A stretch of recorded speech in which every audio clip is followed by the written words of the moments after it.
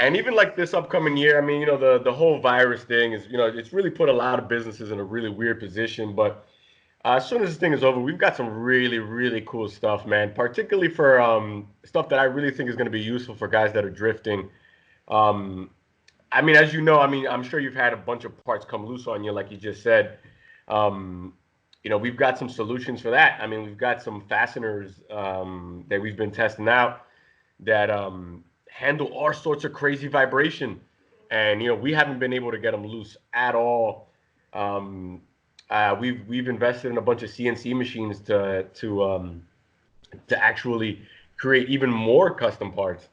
We Yeah, actually and I even was debuted just today where we're showing people how to design their own car part so yeah, I that wanted to bring that up because you just yeah, put out that YouTube video, which was kind of cool to watch, and like how to design your what you were designing was the spring perch, right? it was Or a the, camber the plate for an camber E36. plate, yes.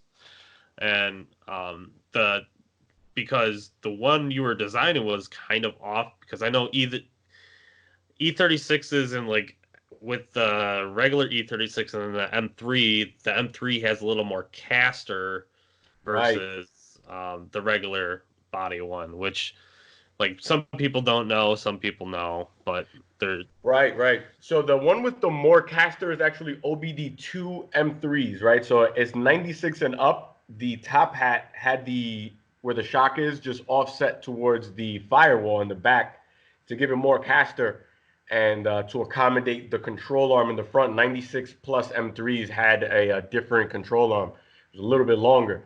And to accommodate all that, the shock is a little bit more lean back towards the firewall, and subsequently the camera plate has to be as well.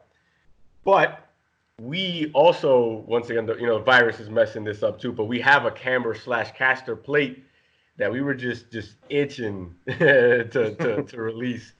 But we're not. I guess we're gonna hold off on it until this whole little virus thing gets finished up.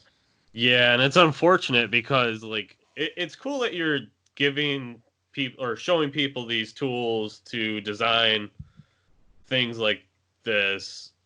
I mean, this might not be something that somebody would need, not everybody would need, but it's Right. some maybe somebody will take this same material and put it towards something completely different.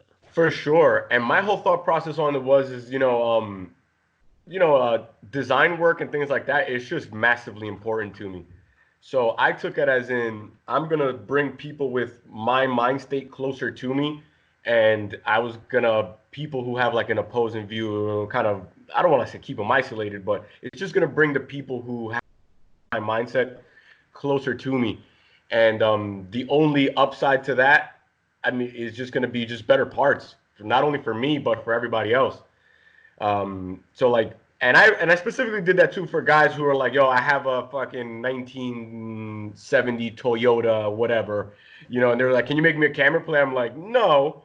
And I say no, not because I can't make it. It's because I don't want to spend 4 hours designing your part that I'm gonna charge you $100 for. Yeah. So there's how to make it.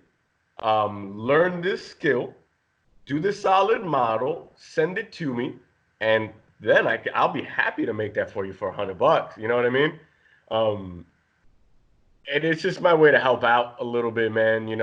There's a lot of people out there who have a lot of ideas. You know what I mean? Who are really smart dudes, but computer assisted design, CAD work is also kind of like suspension, man, where it's a little bit of a black art. Like, there's nobody you can just like walk up to and teach you. And if anything, they'll be like, yeah, just go to college for it. You know what I mean? And I didn't go to college for it. I didn't go to college for anything. So, Yeah, and the like a lot of like designing parts and like making one-off like fab stuff is it it's not for everybody, but no, there's certain people out there that are able to do it, and if you can teach yourself how to do it, it's not a bad skill to have.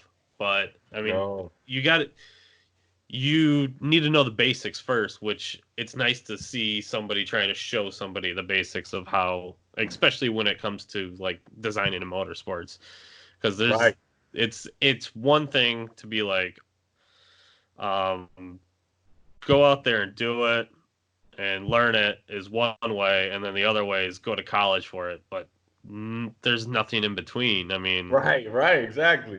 And you know, I mean, we all know these dudes, right? These guys that are just geniuses, right? They're kind of weird, right? They fucking spend a lot of time in the garage. You know, they're kind of introverted. They don't really have a lot of friends, and you know, they don't really branch out. But they're geniuses. Like at whatever they're doing, they're just, you know, they blow my mind. I mean, I know a bunch of people who just all they do is sit in their garage. I mean, they got almost no friends, but they just make the coolest or raddest shit that like just blows my mind every time I walk into their garages.